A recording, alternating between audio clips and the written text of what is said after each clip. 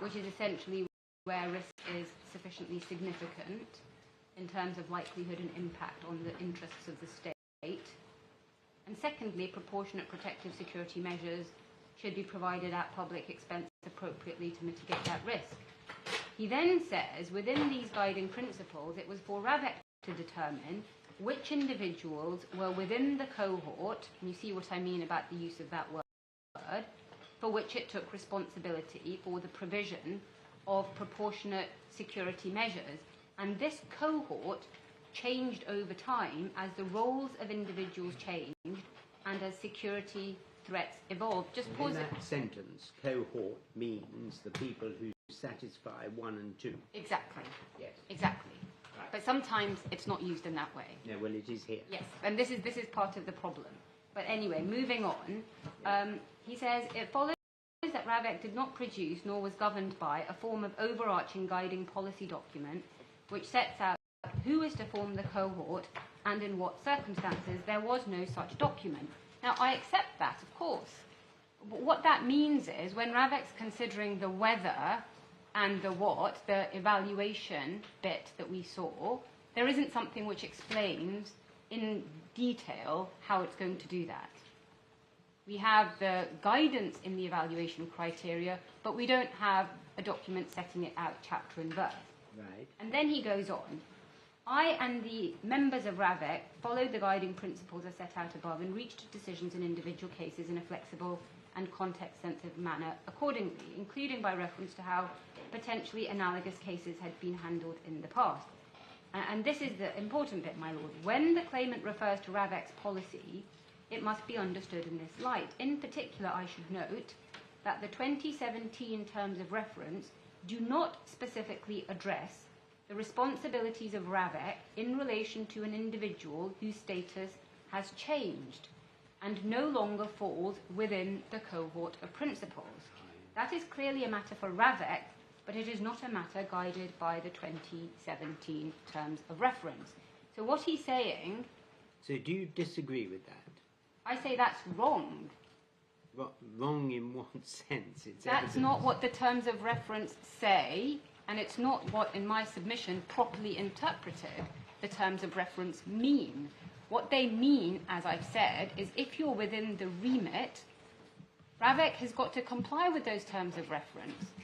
I mean, the name of the document is a clue. It's terms of reference for RAVEC. It's explaining how RAVEC needs to approach its decision-making. It is not saying... Well, just pause for a moment. I completely see the sort of blanket nature of the submission that, terms of reference are terms of reference, and therefore what you do are guided by terms of reference. That's all very logical, if I may say so. But I think the problem here is this has never happened before. So there's not a part of the terms of reference which say what does RAVEC do when a previously active member of the royal family undertaking state duties decides to step back and go and live abroad. There's not a section that says... No, there is not. What I understand Sir Richard to be saying here, and I may be wrong, is that actually there's no specific part of RAVEC that addresses the responsibilities of status change, etc. So we were flying free in reaching a decision as to what to do.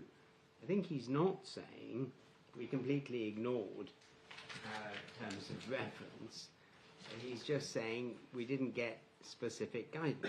Well, my lord, I may be corrected by the respondent. Well, my common ground, you recall I began with this. Yes. As far as I understand it, it is common ground yes. that Sir Richard did not consider that the 2017 terms of reference applied to the claimant. So... Well, I think that's too broad a statement, isn't it? I mean, of course they applied to the claimant because they applied to everything the RAVEC did. What he's saying is what he's saying is precisely in this sentence. in particular, I should note that the terms of reference do not specifically address the responsibilities of RAVEC in relation to an individual whose status has changed and no longer falls within the cohort of principals. Now, I understand, but he's used that term here to mean people who are going to have protection. Yes. So let's assume he still means Yes. that. And that's clearly a matter for RAVEC, but it's not a matter guided by the terms of reference. So that's what he means. He's not saying the terms of reference don't apply to the claimant, or he doesn't have to apply the terms of reference, or even that he didn't consider the terms of reference. He's just saying, in this particular decision, I don't get any specific help from the terms of reference, isn't he? Well, my lord, I haven't understood the respondent to be interpreting it in that way. Okay, all But right. as I say, I may be corrected in that. Well, I should be corrected if I'm wrong as well. Yes. My lord, it would make things a lot easier if what my lord is saying was actually the position. Part of the reason I'm having to fight this is because of the way it's been defended, which is to say, we didn't apply this at all. You completely fell outside of the process. But can I just deal with this idea of flying free? And I will come back to it in the closed session. RAVEC were not flying free. No, of course not. They It's were a not. very bad expression. No, it's very helpful, if I may say so, as a shorthand for this idea that essentially there wasn't a precedent. They were not flying free. And that's why this whole structure of how they approached it, what they were thinking about, how they explained themselves, we'll come on to the contemporaneous document, it matters. And so, my lord, going back to this point that you made to me about it will be said against you, well, this is all very interesting, but this was novel and unique and different. Yeah. In my submission, no. That there are guiding principles in these documents and in the practice of RAVEC that show, as I said, that the bespoke is in fact different, unjustified and inferior. And we need to get into the detail. The bespoke is what? Different, unjustified and inferior. Oh, I see. You mean this bespoke? This bespoke, yes. Yes. May I just go back a little bit? Because what I was doing was just going through the two terms of reference documents and giving you some references. Can I just make sure that you've got them? And I'm mindful of the fact that my lord wishes to see the specific documents, so I don't want to skip over them. But can I show you in particular just two passages in both of them? So the 2017, this is in terms of what RAVEC does, and it goes to my point about the will. So this is paragraph 20, and it's the third bullet point. So it is page 171. Yes.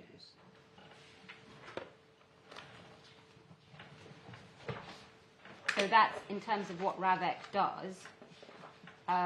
Executive Committee will evaluate the risk analysis conducted by the RMB in order to, and then you get the who and the what. And the same provision is in the 2021 terms of reference. It's page 178. It's now paragraph 6, and it's now the first bullet point. And again, just to make good the point I've made about the remit is members of royalty and public figures who are present in England, Wales and Scotland. And again, if I can just show you the 2017 terms of reference, you see the word present on page 168 in para 3. And again, I hasten to add, I'm not saying it's just the words. I'll come back to give you the colour later, but we see present, and then in paragraph... Sorry, you're going too quickly. Page 168. Yes, I'm on 168. I'm in paragraph 3. Chair is responsible for decisions for individuals who are present Oh, I see. in England, Wales and Scotland. Right, yes. And then if you go to page 171, Yes. you can see there, paragraph 20, first bullet point, exercise the national policy. Yes. Again, that same members of royal family and public figures. And then if you go to the next page, Yes. 172, if an individual who falls within the remit, that's why I've used that word. So 172, Paragraph 23. 23. So those are just the passages to make good what I've said about who is in the remit. So it's member of royalty who is present in England, Wales and Scotland. And then we see... What does that mean? Which bit, my lord? Present. Here. They don't have to live here. They have to be here. So what if they're not here most of the time? What does it mean, present? Does it mean present all the time, living here, mostly present? What does it mean? Well, in my submission, it means enough for my purposes, which is it applies when the person is here. So this is... Whenever the person is Whenever the person is here. This is again my point about remit, the flying free. This is why the terms of reference don't exclude somebody who is in the appellant's position. But they didn't, did they?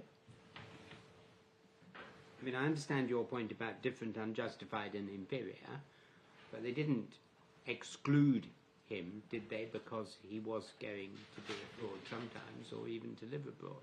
No, but this goes back to paragraph 14 of Richard Mottram's statement.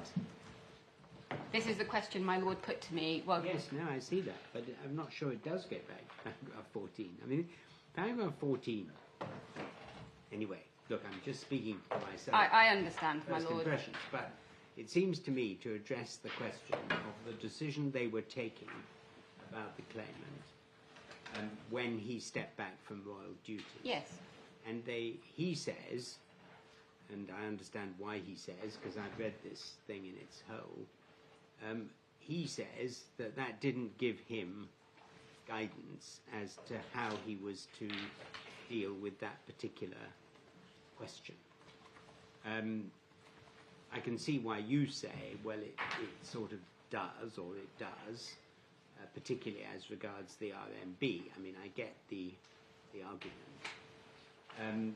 But I think you may be over-interpreting his paragraph 14 if you say that it says he just figuratively threw the terms of reference away and didn't consider them, because the terms of reference are the whole thing. They're the only thing they've got to go by. Yes. And he said, but just for this particular question, I didn't have much help from it. Yes, and I may go back to the grounds of resistance to show you how the respondent has put it, because as I say, yes, they have, as I understand it, put it in far more extreme terms, which is we didn't operate under the terms of reference for you, and it's linked to why they didn't do the RMB, because they say we didn't have to because we weren't operating under that. They obviously go on and have an explanation as well, but one of the defences is this just doesn't apply to you, this whole system just doesn't apply to you because you're not in the cohort, as they've put it. Can I just show you the passages in 2021 now, which start at 177? Well, just before we do that, Ms. Fatima, can we go back to 2017, paragraph 3, which you were just showing us? Individuals who are present in England, Wales and Scotland. Yes. It seems to me, looking at that as written in 2017, nobody was thinking about the possibility that an individual clearly within, we don't like calling it cohort, but clearly within the remit,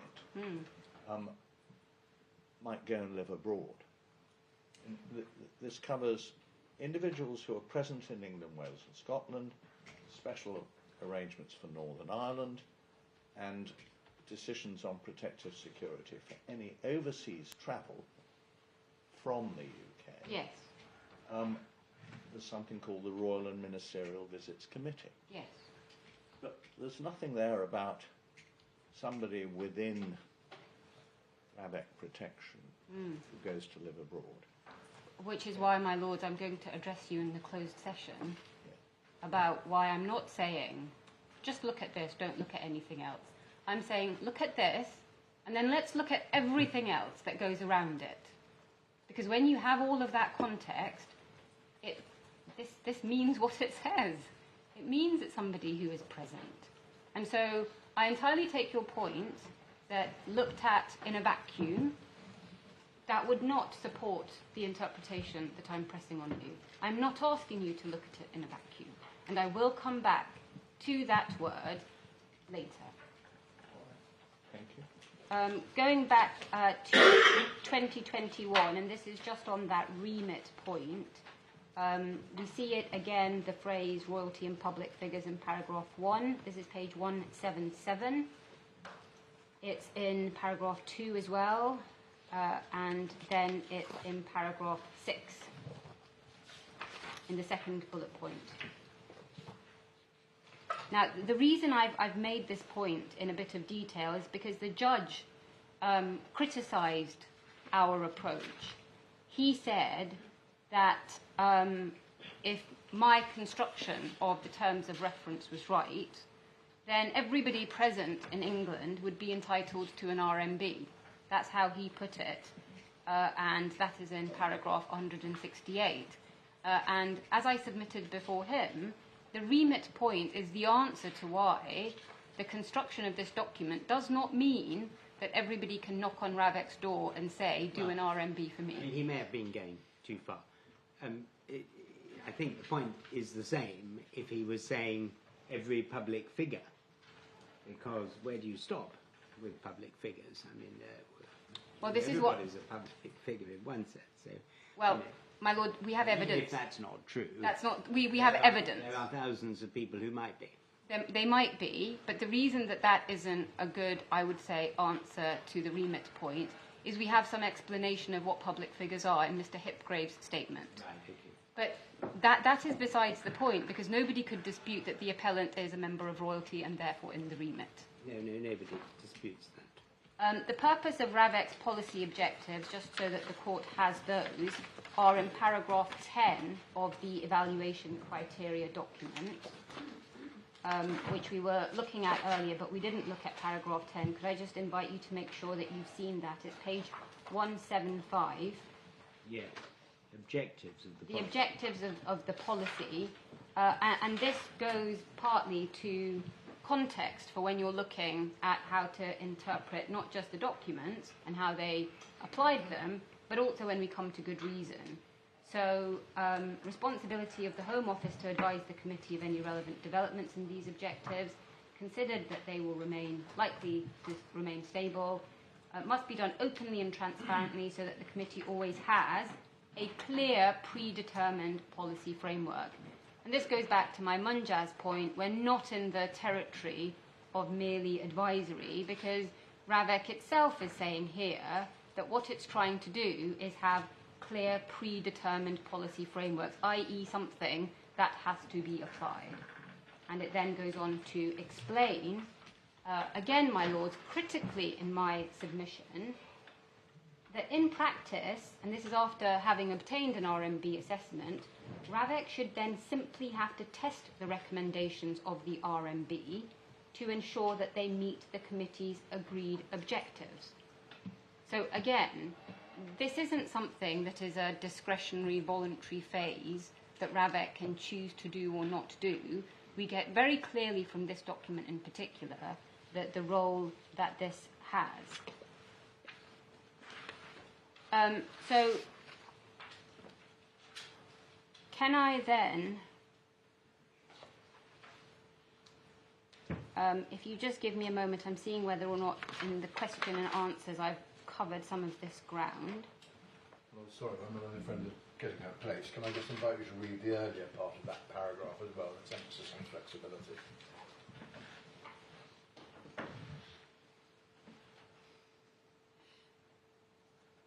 Thank you.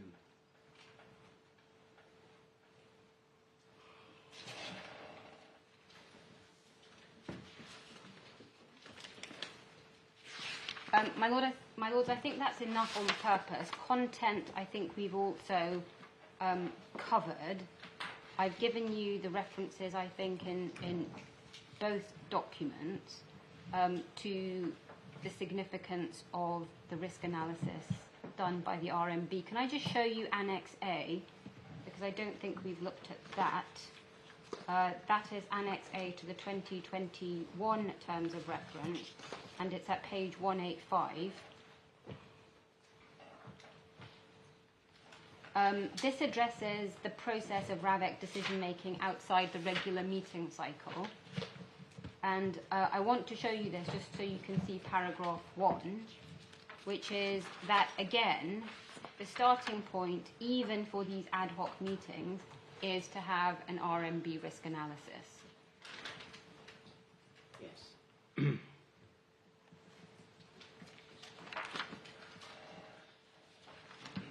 So in terms of context, I said there were 4 strands. Can I just tell you what they are before lunch? The 4 strands are, first of all, the subject matter of the decision-making process. The second is the composition, role, and expertise of RAVEC. Sorry, say that again. Composition, role, and expertise of RAVEC. And the composition, role, and expertise of the RMB.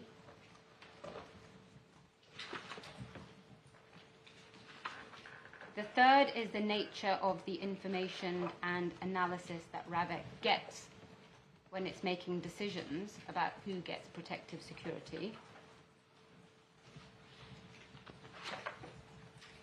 And the fourth is what we know about RMB risk assessments that have been done for other people and when.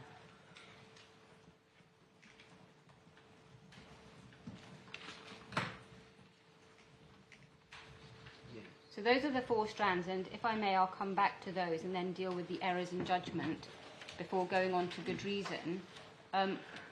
My Lord, I've been given a note, which is that my instructing solicitors have raised a concern that it might be difficult for those in the room to follow the references to the evidence. And so the proposal is that the open, that is to say redacted bundle, be provided to those that ask for it. And I'm told that they can liaise with the respondent solicitors, GLD, to see if that is possible. Well, is that agreed? I mean, I'm not going to have arguments in open court about things that have not been discussed between the council. My Lord, there is an open, that is to say... I understand that the documents are not... Yes.